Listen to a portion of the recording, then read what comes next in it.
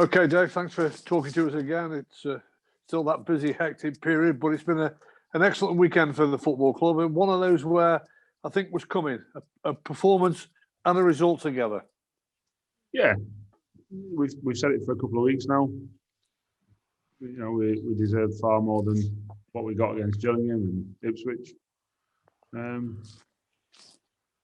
But we live and die by results, really. But then, as I've said before, if the performances are there, that gives us great heart to know that the results are likely to follow.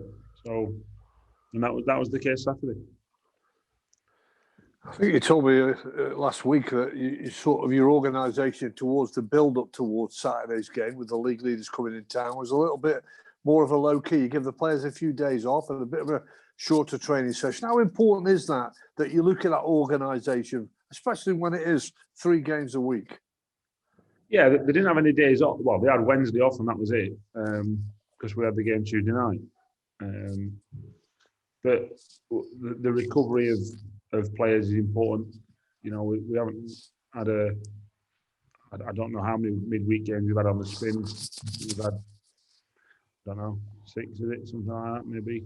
I don't know. So it does impact on the amount of training you can do, but it's more important that they're ready and prepared for the games on when they come around. So, and I don't think we've struggled physically in any game. So I think that's working quite well for us, what we're doing. Whether we get enough into the lads, whether they're actually developing, is tough. The players who are actually playing, I'm talking about the players who aren't playing, are still developing, that's fine. But then they need games, and they've got to develop. That balance is probably still there with the 23s football and the EFL Trophy games. So it's not easy, but it's the same for everyone. So we crack on, and I do think last week was we took the opportunity to give plenty of lads a rest on the Tuesday night, so they didn't do much Monday. Either sat on the bench or didn't do anything on Tuesday. Had Wednesday off, and then back in sort of training Thursday, which again was only short and sharp to make sure that we didn't take anything out of the legs that they didn't need to. But that's the nature of the beast. So we've got another 2 games this week and a game on Sunday as well for the 23s. And I don't know if we've got Tuesday, but I'm sure we've got a game because it's a Tuesday. So we just got to keep going and keep churning out the performances and hopefully the results as well.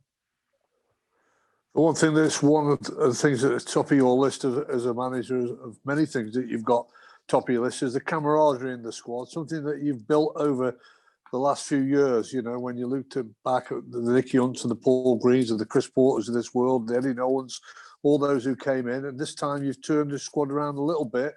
But again, I think it's showing you've got a terrific team spirit. Is that something that you've got that feeling as well? Yeah. We haven't got any idiots. We haven't. Every single player here wants to be here. I hope, enjoy being here. The environment we create is one that's enjoyable and fun, but also where you learn and develop. And I think if you, as a player, understand that you're going to have a bit of fun, but get better while you're doing it, I don't understand anyone who can't actually embrace that. When we first got the job, there was some idiots. There was no getting around that. There was some vested interests. There's some people who were in it for themselves. And I said to the lads last week, we're all in it together. We're all of the same standing. None of us are above a station. We're all in it together, and that in itself breeds harmony. And we've got a real good group who want to learn and want to get better, and we'll work extremely hard to try and make that happen for them. One of the latest additions to that squad has been Luke Offord. We missed out a little bit. I apologise for that, for getting a bit excited that you beat the league leaders on Saturday and played that well. That didn't completely dismiss it, but he's got a 3-year contract, a reward for actually being a revelation since he's come in the team. Your thoughts on that, Dave, the way that he's going? My first thoughts is I don't see him as a dreamboat. You never forget anything, do you? Hey? Well, only the wife's birthday once. No, I haven't. I daren't do that. No, listen, in all seriousness, he's been outstanding. Absolutely outstanding. It's interesting. I've just been talking out there about him, saying he's come up against a striker in Johnson Clark-Harris, I think he's already scored 6 goals, physically imposing, hammer of the left foot, can take a goal, riding high in confidence, just being bought in the summer, all them things. I can't remember him having a kick. Now, that's not just down to Luke, but when the ball's come up to him, the amount of times he's just prodded it off his toe, the amount of times he's touched him and got off him so he can flick it onto him, and it doesn't, all them nuances of defending that you expect a 30-year-old to have. We've got in a lad who's 21 next week. He's an outstanding prospect, I have to say. One at 13, his temperament is second to none. He's one of them players that you say, right, you're playing against Johnson Clark-Harris or Zlatan Ibrahimovic, he'd just go, shrug his shoulders and won't even faze him. Doesn't matter. And I have to say, he's a terrific lad. And he deserves his new contract because what he's done in 20 games has been phenomenal, I have to say. You're right. He looks as though he's here to stay, but obviously he's like all your other players, and how you talk to them and try and lead them to where their futures may lie. What does he have to do, Dave? What's missing for him at the moment to be going right to the top? I think when you talk about defenders, certainly central defenders, you've got to be consistent. For a start, mistake-free. Well, he has been so far. I think if you want to get certainly into the Championship, you've got to be physically imposing.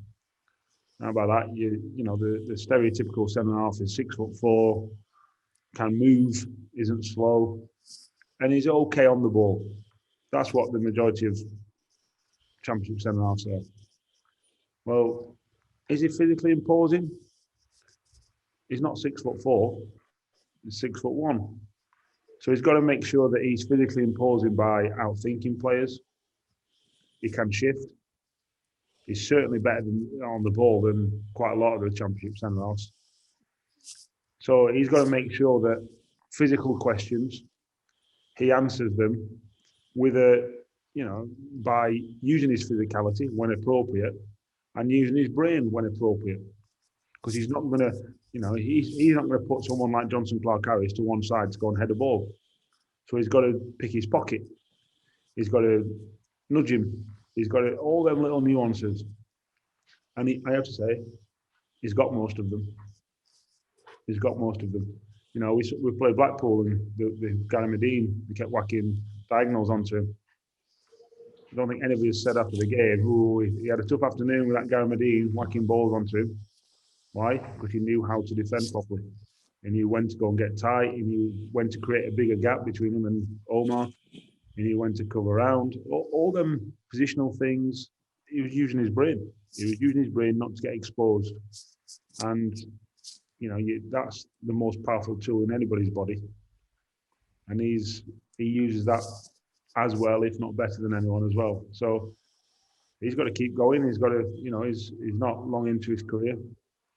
And he's got to, if he performs like he keeps performing, then we'll be probably quite happy that he signed his contract. Let's get on to the next game then, because as we've already said, you put your result right and your performance was there at the weekend. Does that add a little bit of extra pressure, Dave, on your players in terms of the plaudits they got? I think there's 5 of your players in one League One team this weekend that's been nominated. Is there more on them now that, you know, the teams when people would have noticed what Crewe are all about? No.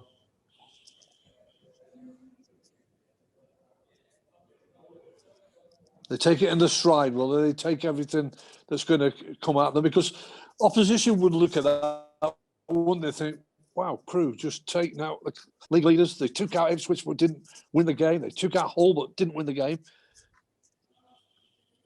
I've told you, Graham. Pressures for 2 things, 3 things: tyres, barometers, and balloons. And it is. They've won a game of football. You know, we've lost the last 3. No pressure. No pressure from me. No pressure from each other.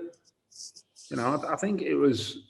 I don't know if it was Kenny that said it. Somebody said it. I can't remember. When you know, this football club was last in the Championship, they'd lost 24 games on a spin, and nobody felt under pressure. That's actually a fairly good management skill that Dario did, because there's no anxiety, and I think they won. You know, the last game of the season to stay up after selling Dino, and you go, well, that's not that I'm hoping that we lose 24 games on the spin, because I think it's a bit different now than it was 20 years ago or 15 years ago. There's no pressure because we've won a game of football or we've lost 3. Like I said, if there is a pressure, it's to perform like you've been performing. And we've been doing that for a number of weeks now. So, well, it makes headlines because it's the international break, because they were top of the league. Tomorrow's a different game. And people say you're only as good as your last game. That's a load of rubbish. You're only as good as your next one. That's the important thing. It means nothing if you lose. You know, because if we'd have lost on Saturday and win tomorrow, nobody would be saying pressure or no pressure or whatever, because it's Oxford and they're not top of the league. They're still a very good team, but I'm not having pressure thrown at us with a quarter of the way through the season, something like that. And I don't know where we are in the league, mid-table somewhere. So there's no pressure from above, from below, on the table. There's no pressure on me from above or from me into the players. You know, and people go, "Oh, a bit of pressure is good." No, not sure it is. I'm not sure it is. If there's any pressure, it should be from within to perform. It should be a self-driven thing. Yeah, you're exactly right. If I put it in a different way, good sides who win things, who are successful, produce performances and results very, very consistent, don't they? And what you have done this season has produced a lot of good performances, not quite got the results, but if you can blend that together, who knows where that group of players you're working with can go. I agree. That's the $64,000 question for me. Are we going to get enough results that back up enough good performances? We've had one. We've had a couple of others, you know. Wigan wasn't too shoddy, you know, for example, a result and a performance. But then we've had lots of good performances and a couple of poor results. Unjust. Well, let's just keep going. Keep churning out the performances and see where we get to. And if it gets us up the table, it gets us up the table. It finally should come around then at the third time of asking when you go to Oxford. It's been a little bit unsavoury of one or two things that have gone on from the first 2 meetings. Does that add any extra spice, Dave, or is it just down to the team to do the talking? Not from me. You know, I'll shake Carl's hand, wish him all the best, and play a game of football. Hopefully, play a game of football. You know, that's what we want to happen, and you know, we'll crack on. And you've already alluded to it, haven't you? That Oxford in a bit of a false position. They're a few games behind, but I've got some quality players who have come back into the squad as well since you might have been going there a couple of weeks ago. 100%. They were losing playoff finalists 3 months ago. You don't become a bad team in that period of time, that's for sure. And they followed the same pattern last year. You know, if you look at their results last year, they didn't get off to a good start at all, and then couldn't stop winning. So we know they're a good team. You know, we've had them watched. So they're you know, the number of games they've played makes it a false position, and the number of points they've got makes it a false position. I'd say we are as well. So you take it from it what you will. You know, I'm sure there was some Peterborough fans that are saying we should be beating teams like Crewe, who are only, I don't know wherever we were, 15th, 18th. I don't know where we were before Saturday. But we were in a false position as well, and I'm pretty certain Carl will think that about his team, because they're certainly better than where they are at the minute.